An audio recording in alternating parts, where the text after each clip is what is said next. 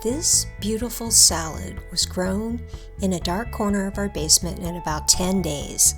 During the early days of the corona pandemic in 2020, our local stores were cleaned out of fresh produce. Seriously, the only thing available on the shelves was radicchio.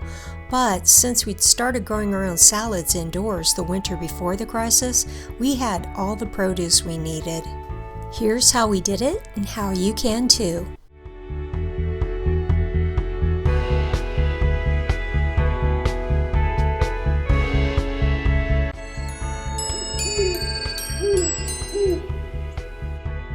The heart of our garden is a set of restaurant shelves by Regency.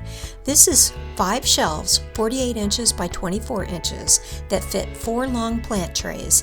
These were less than $150, but shipping brought it up to about $200. We recommend the epoxy coating like our green shelves so they won't rust. And also, get the shelves with wheels if you can afford it. We definitely want to upgrade ours with the Regency wheel kits so that we can move these whenever we want to.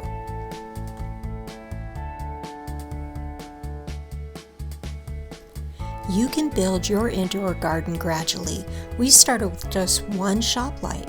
Ideally, you'll want 2 lamps per shelf, and we found these locally in a big box store for just $20 each. They're 5,000 lumen daylight LED lamps. We attached them to the wire shelves with the S-hooks and chains that were included. LED is inexpensive, and it's a good thing too because we leave these lights on 20 hours a day. There are a lot of wires involved with indoor gardening, but with a good power strip and a timer, we have the wires out of the way and they power up automatically. Our 10 by 20 inch plant trays fit really well on these shelves. They're made by Corum. They're heavy-duty trays for $3 to $4 each, but we'll never have to buy these trays again because they are tough. We buy them without holes and we punch the holes in ourselves in half of the trays. We bottom water our greens, so we pour about a cup of water into the bottom tray once or twice a day, and because the top tray has holes, the soil wicks the water up gradually.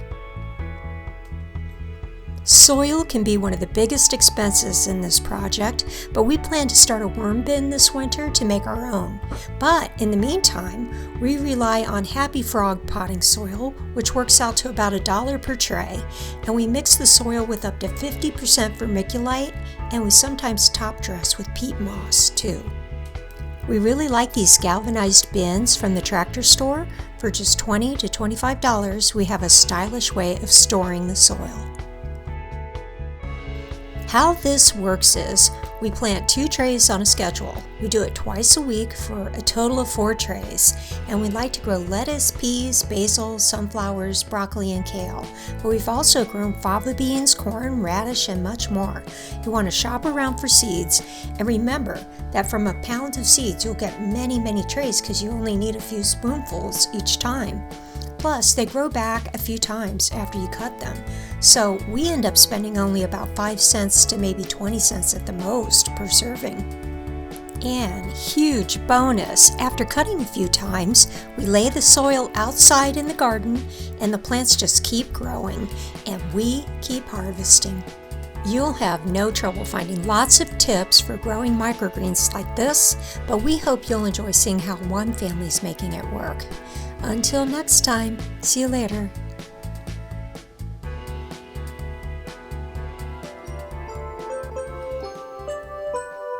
Click on our sun logo to subscribe.